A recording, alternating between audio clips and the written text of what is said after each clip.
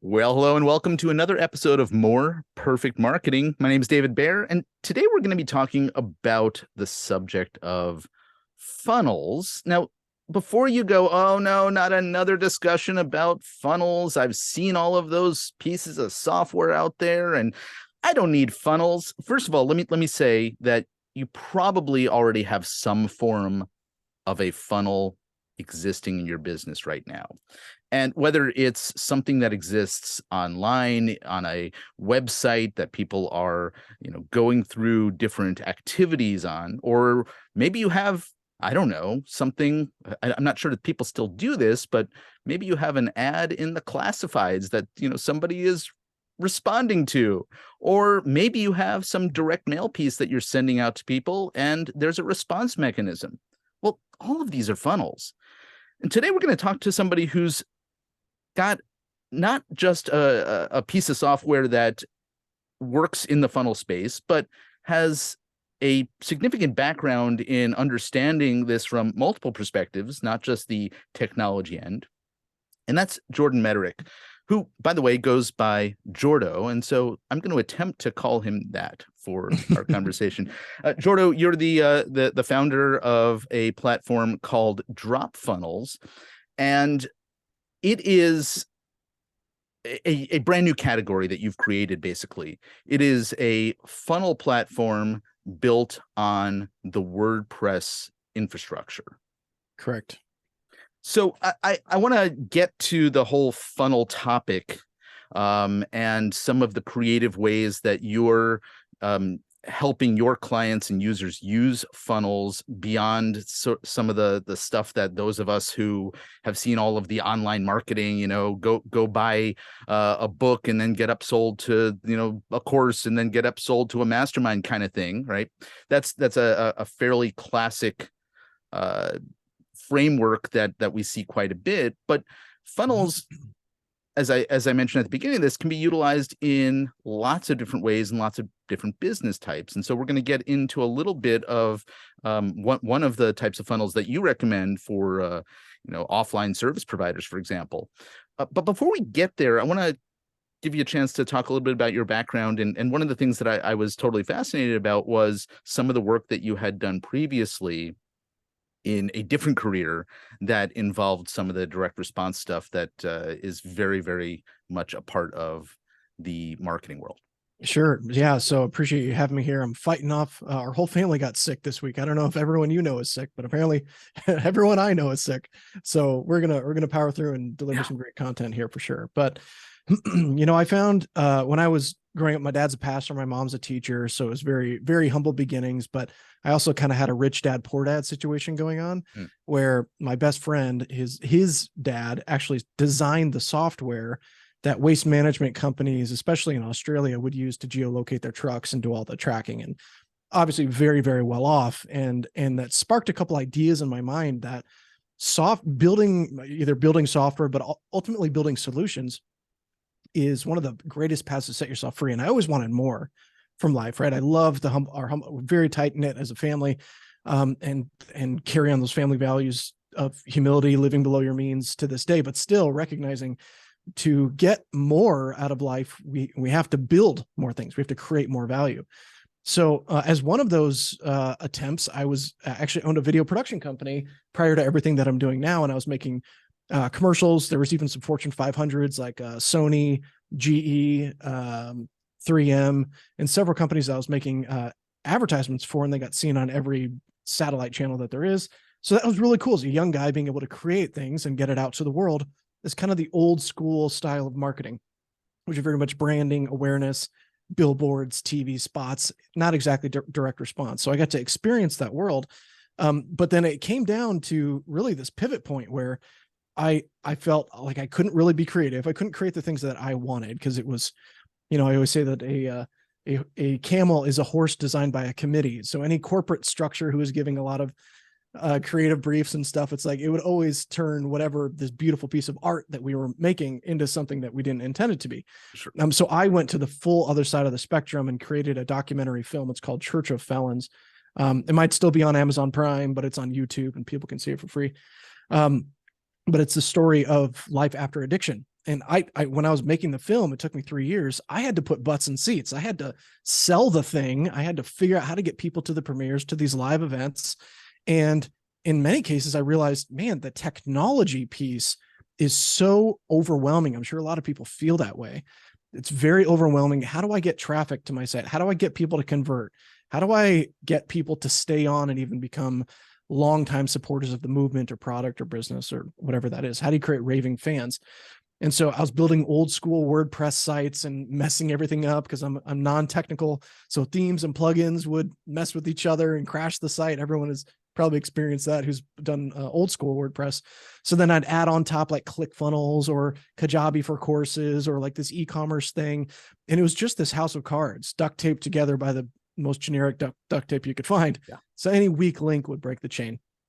And so for me, I had to find, how can I leverage direct response marketing and sales funnels to sell the film, really, and virtually any other business that I was building at the time, and ended up selling. No one had ever done it in the history, so we're very proud of it. We rented out the biggest auditorium in our area, and we sold it out 2 nights in a row. No one's ever done that.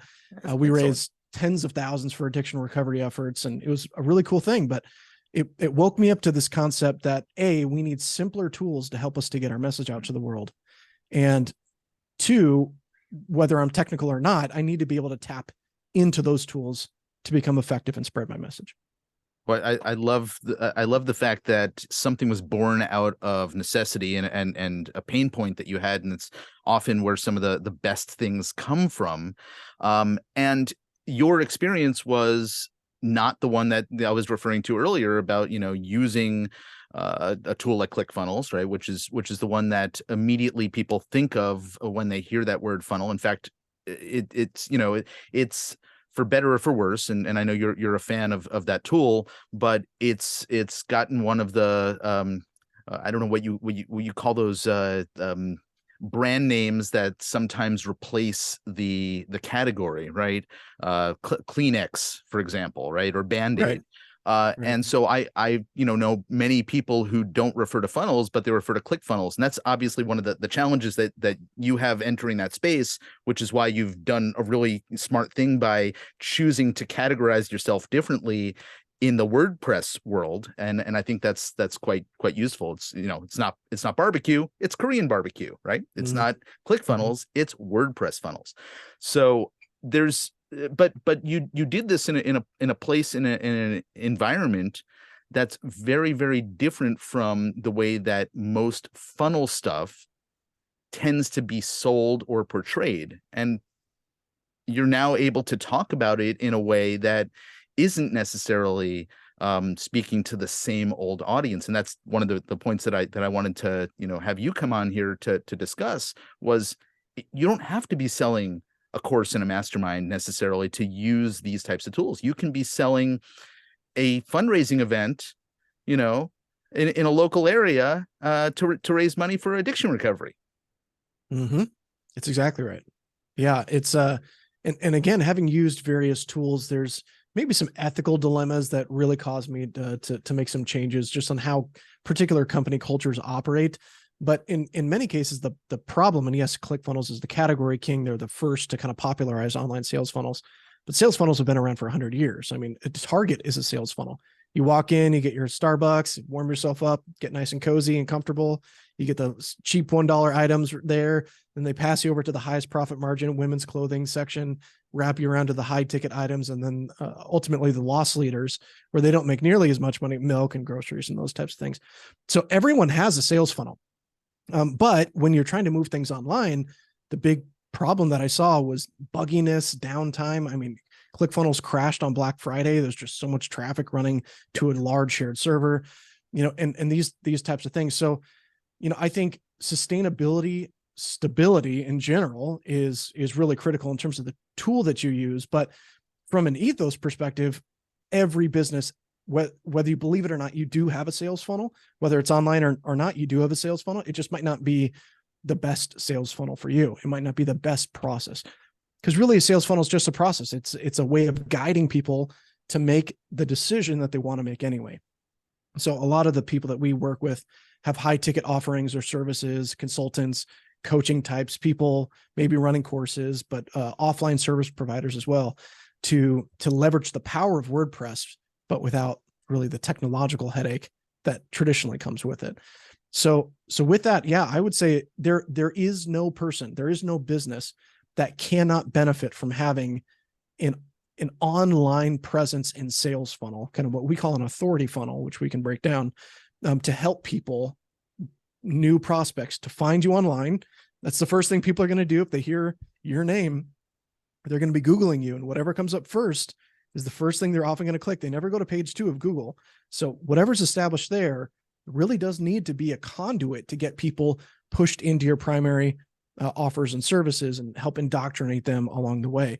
If you don't have that, frankly, you're living in before the Stone Age. I mean, everyone has to have one of these online pieces, because I guarantee you're leaving money on the table if you don't.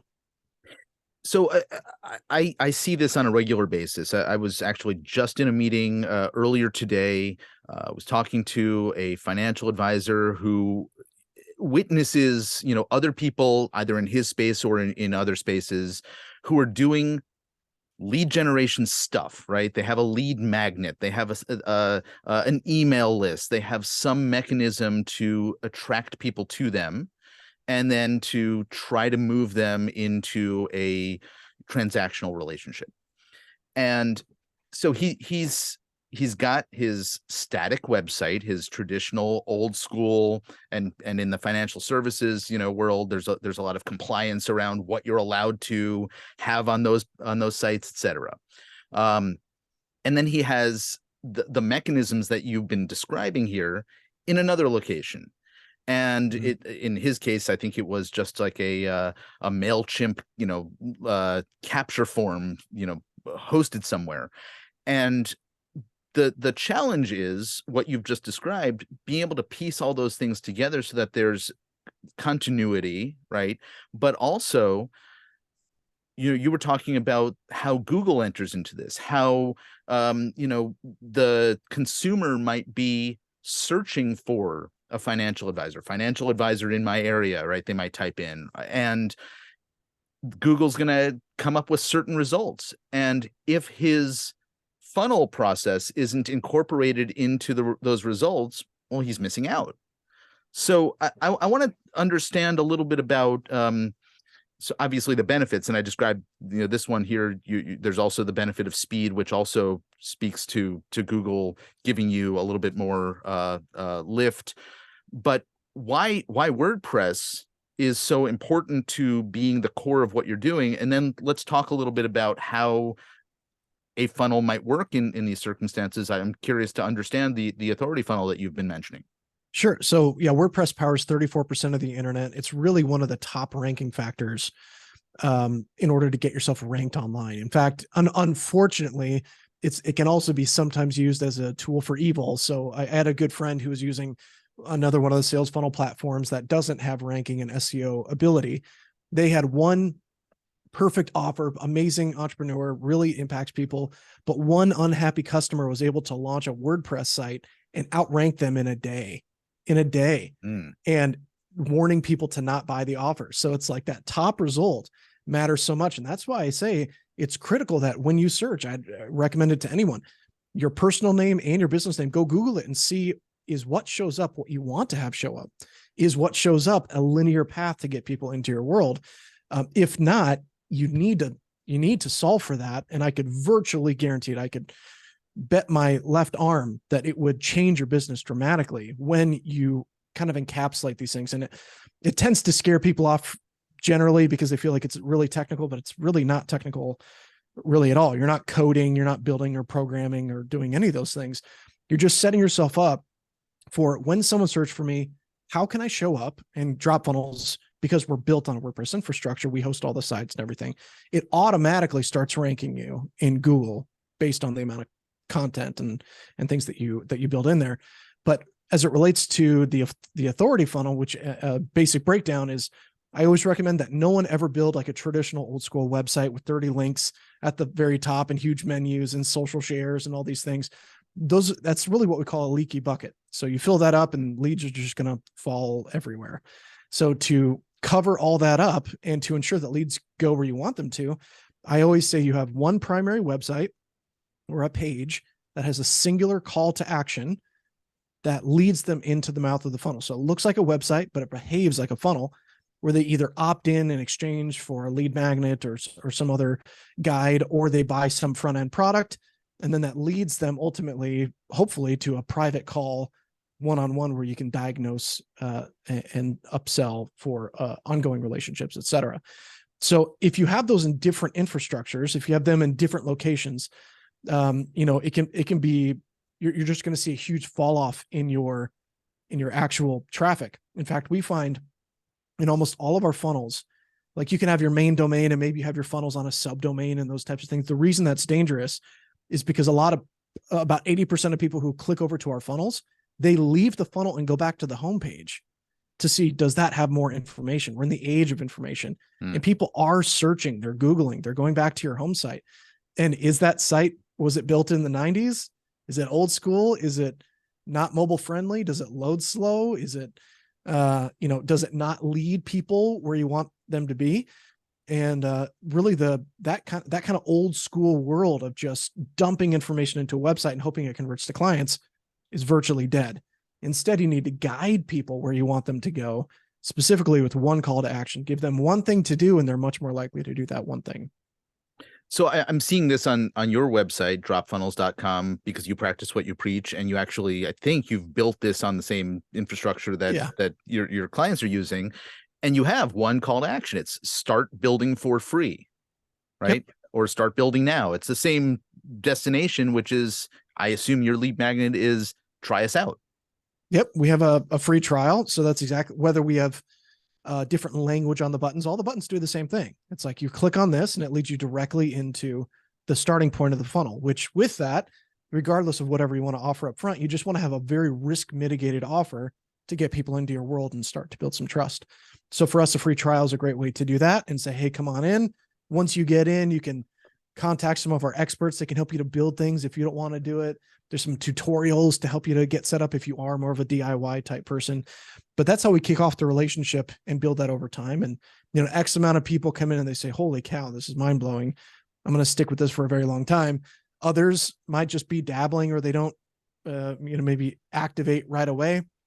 So it's our job to continually follow up with them and help them to get what they came for in the first place. Okay, let's talk about this authority funnel. So you said build trust, and trust and authority go together. So a lot of experts, service providers, we'll use the example of the financial advisor I was just referring to earlier, are seeing all of the opportunities out there to, first they're trying to brand themselves, right? I'm an expert in this area. Maybe they want to find a mechanism to capture people along the lines of what you were just talking about. Maybe they want to dabble in the online courses thing as sort of a get your feet wet, or maybe it's something else. Maybe it's an automated webinar. Maybe who knows what it is. Maybe it's a PDF that they want to be able to give people. How does the authority funnel work? Sure. So our site is an example of an authority funnel. You can go to tonyrobbins.com. He's very much into direct response, and he's got an authority funnel. It's essentially, again, he's got a lot more links than I'd probably recommend, but I mean, he's a multi-billion-dollar brand, so he's good. He's allowed to have more links. I would say that for every $1 million or whatever that you make a year, you're allowed to have one link in your header. That's a good rule of thumb. I gotta take some links off of my site, I guess. That's right. You get one link for each million you make. You have to earn that ability. But really, almost all sites that you find that are high converting, they make things clear instead of clever. So with that, we just need to create a very simple path, whether people want to build it themselves or have someone build it. I recommend you give them this notion, an authority page, singular page. It's full of 3 kind of primary sections. One is the header, which on the left-hand side is your logo. Right-hand side is the call to action button. When they click on that, they get right into the mouth of your funnel. The primary hero section, which has a big headline, says exactly what you do. And then either a video, maybe some subtext, but another button that says the exact same thing. Down below that is really, you can add social proof, how it works, images of, testimonials or what people have done with your service. And that's it. And then I guess down a footer for compliance at the bottom. That's it. That's an entire authority page. From there, that button needs to go to one place. It's either an opt-in form for them to claim something free, or an initial risk mitigated offer, like a low ticket product course, or maybe they're going to be booking a call. So they opt in and then jump into another page that would have a video from you saying, hey, my name's David. This is what I do. I can help you to get XYZ. If you're interested in that, book a call down below and we'll chat on if it's a good fit to work together. So that's what we call an application authority funnel, right? Where people are applying to work with you. There's also a lead magnet authority funnel. You got your primary authority page, leads directly into just an opt-in that gives away a lead magnet guide.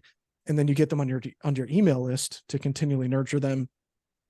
There's local marketing funnels. If you're a carpet cleaner, you could sell, instead of a $300 bundle, you could say, hey, get a 3-room carpet cleaning bundle plus some bonuses for $97. But then once you can acquire that customer once, you'll very often have them as a subscriber for a very long time. So it makes sense to either break even or lose money on the front end, provided that you have them as a long-term client. So no matter what, I'd say key cardinal rules: keep things clear, not clever, and have one singular path to guide people where you want them to. Once you make 50 million a year, feel free to have multiple different paths and get really complex. But before then, it's easier to optimize around fewer things than it is to optimize around lots of variables. Okay, so I'm going to add some of the variables that you offer into the mix here, because one of the things that I appreciate about your platform, and again, this is because it's built in WordPress, it's so easy, is that you also accommodate blogging and content to be added. And so, you had said, okay, well, we don't need all those links on the homepage, but maybe you could create interesting, useful content that might show up in those search results and then help guide somebody. And this is, if you've listened to any of our guests who have talked about effective content strategy, well, the content needs to lead somebody somewhere, and I assume that's what you're going to be counseling the users of drop funnels, is to make sure that blog is actually getting them into the funnel in some mechanism, one way or another. Yes. Yeah. And that's a total caveat to the concept of keeping very minimal linkage and things. So there's two sides of the coin. There's people who put like 1 million menu items. It's overwhelming for people and they lose their traffic. But when you're trying to rank, having blog content that specifically speaks to your target market, it's one of the best ways for you to get indexed, to get backlinks from other authority websites. So it's a very powerful way to grow yourself online. But yeah, I would say, again, not everyone has to have every piece of the pie. And to kind of peek behind the curtain, probably one of the, I don't know if you want to call it a mistake or perhaps an issue, as a challenge is probably the best way to say it, of me going through this process of building drop funnels, is that I know for a fact all these things are the tools that almost any business needs. A site, sales funnels, blogging architecture, courses area, sales pipelines to text and email back with prospects. But for a lot of people, they might not need all of those things. So for us, we've really just instructed people, hey, just go to what makes the biggest mover for you. You don't have to use every possible feature. It can do a lot. It can do probably 5 to 10 times more than other platforms, but you don't have to touch every single feature to get the benefit from it. Like if you have your primary domain in drop funnels, it's already going to help you beyond what you'd probably get on other platforms. Yeah. And I assume, so you're coming up on, probably by the time this is published, you're about 3 years into this project being from launch. And I assume that you've added some features. You probably have recognized that there's features that aren't being used, and I don't know if you've taken them away or not, but I'm curious to know sort of how things have changed based on what your users have either done or said. And also, has there been anything that was unexpected or surprised you in the first 3 years of this business? Yeah, well, I bootstrapped the whole thing, so I've never taken $1 of funding. I love that model of bootstrapping. And so we just reinvest pretty heavily into both team, but also scale the platform. But as far as features are concerned over the last couple of years, we actually ship. It's called shipping. If anyone's not in the software world, but we ship new features or products inside the software, whether it's a minor enhancement or a bug fix. We don't have many bug fixes. There's not. It's very stable. But any small little nuance or clarity that we can make in the user interface, we do that weekly. We ship new things weekly, and every quarter we ship pretty much what we'd call a major release. Mm-hmm. So, for example, by the time this comes out, most people might, it doesn't exist now, but in fact, most people don't know that we're even building it in, but by the time this comes out, they'll find out about it. But we're building a call booking software into the tool as well. So you can eliminate Schedule One, Security, Calendly, any of those tools. So you can have all of your call bookings directly integrated and connected with the rest of your infrastructure. So really my goal has been to attempt to help people to save money on other subscriptions and to eliminate so much of the overwhelm that comes from having a bunch of duct tape tools, the same process, the same story that I went through. And I literally build probably 95% of the entire Drop Funnels business in Drop Funnels. There's like some small caveats. You can add like a mass email autoresponder if you want, and maybe you'll use YouTube for organic growth or those types of things. But almost all my time is spent in the platform. So new features, although sometimes they come from users who suggest it, in many cases, it's like, man, this would be really cool if I can do this, because if I can do it, it means other people can do it too. So new features that I will sometimes dream about or come up with, or in conversations with various users, they'll very often come to life. An example of that, to wrap up the thought, is we're the only sales funnel platform to accept crypto through a sales funnel. So although we did just experience a huge crypto crash, and so not many people would be using that at this current time, it would be ready to go for the next bull market when things finally resurface. Fascinating. All right, that's a whole other slippery slope we could go down, which I think we'll avoid. But I'm curious to understand. You've made that choice, and that's going to attract certain people, and it's going to make other people go, huh, maybe this isn't the tool for me. That's not a world I understand or know. And so there's a positioning statement that undergirding that choice that you've made. So I'm curious, are there surprises that you've encountered in developing this over the last few years? Yeah, I'd say for more of a macro view, it's just lessons in entrepreneurialism that can kind of catch you off guard. And I like to say I fail more often than most people. My goal is to try to fail very quickly. But I think two of the biggest lessons I think I've learned is in terms of just the internal team itself, that you should always hire based on experience, not on potential.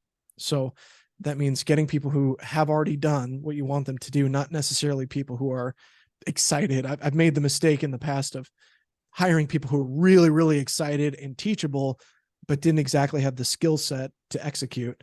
And so that meant that it made it hard. It made it harder to develop them. It took a lot longer to get them where we needed it to go. And two, I think, I don't agree with most of what Grant Cardone says necessarily, but his rule around the 10X is 100% accurate, that you're going to have to put in 10 times the effort that you imagine that you're going to need to put in to grow things to where you want it to go. So you really can't do the minimum. The amount of traffic you're willing to send, advertising costs, how much time you're willing to spend with prospects. In Alex Hormozy, I love a lot of his content. One of the coolest things that he says is like, just be willing to do more than anyone else is willing to do, and you'll win. So for us, based on our current stack, we'll actually help people build sales funnels. We'll consult them on their offers. We'll help them to just go beyond just being a software platform. So in our case, we wanted to differentiate being on having a closer relationship with clients, even if we're only 1 or 2% of the category king. I sleep better at night knowing that we're really serving people at the highest level. Well, and to a certain extent, as I said at the top of the show, you've created your own category, and you can probably find ways to go deeper on that, particularly with some of the additional things that you're building into this. It's obviously a very different animal than what ClickFunnels is, and or is on the trajectory to becoming, if it chooses to go down another path, it's likely not going to be doing all the things that you're talking about. Yeah, I mean, they just released 2.0. They, raised their rates as well. And so they have features that we've had in since day one that they just added in. So I think there's some blog architecture and those types of things. But again, they're very much going in a different direction, focusing on much more on e-commerce. And so we think that very much so focusing on service-based, expertise-based businesses, especially moving from offline to online, is a great space to be in, even if it's a very red ocean. Well, I would say actually there's something to be said, and this is just my thinking about, I made this comment about the positioning statement that you made by choosing to accept crypto, but there's a shift that's happening right now. People are buying less stuff, and they are buying more knowledge. And the fact that you're doubling down on knowledge, and that the platform is not all about stuff, right? I've heard you say if you want to sell stuff, Shopify is a much better option than drop funnels. But the fact that you're focusing on information and knowledge really helps you define who you're going to be attractive to, and who is buying less stuff. Younger people. And so I think there's actually, some strategy behind what you're doing, whether you know it or not. Well, I like to say that I try not to be the smartest person in the room, but a lot of my agenda items are very much a master devious plan over the long term. But yeah, I couldn't agree with you more. I think the traditional education system has kind of proven to fail a lot of people, been far more expensive than the wins that people get in kind of, and I'm college educated too, but I've never used it for a day. I've never benefited from the work and expense that went through going through the college experience, where investing that exact same amount of money into someone who really knows their stuff and can help teach me directly has so much more application.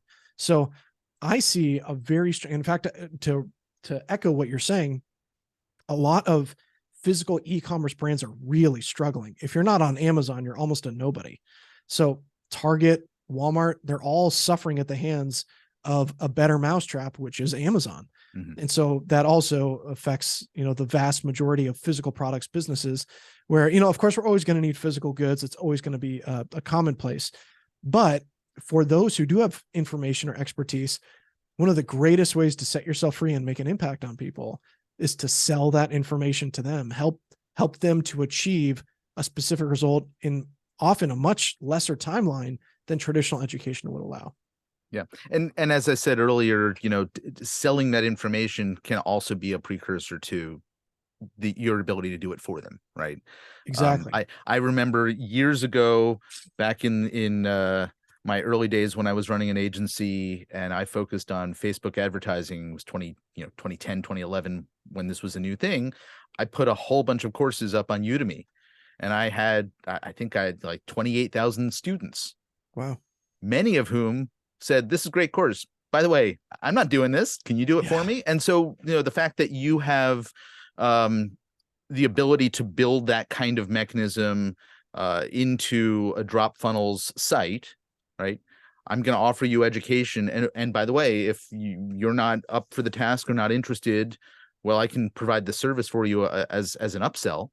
Right. That's a great thing. And you, to a certain extent, you're doing this too. I'm assuming your experts are independent experts who can help your clients get the job done on your platform. Yeah, exactly right. So we have a certification program where it's a very rigorous, difficult program to go through. It's probably the hardest I've ever created. I do that intentionally because I have high standards for people who are going to be serving my audience. Right. But yeah, people have the ability to go to them to get things built, and they're certified in the platform to kind of, I kind of stole the idea from HubSpot because I'm pretty sure they have a marketplace around experts and service providers and things in that nature. So I thought that was just genius to let other people win in that way. And that actually scratches a lot of my altruistic vibe a bit to help empower other entrepreneurs as well. That's excellent. So before we let you go, we probably should tell people, and I mentioned it at earlier in the show, where they can learn a bit more about drop funnels. Sure. So if you are very much the DIY type, you want to build stuff. The name Drop Funnels actually came. My original slogan was "Drop it in, launch it out." So once you come in, you can go to the sales funnel section. There's ready to go sales funnels that are done and beautifully professionally designed, mobile optimized.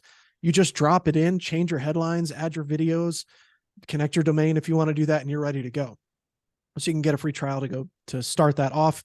But on the other side, for those who maybe don't feel like they want to put in that time, you can always connect with myself. Our personal team will often do some custom builds for someone. We have an expert team of people who can also build for you.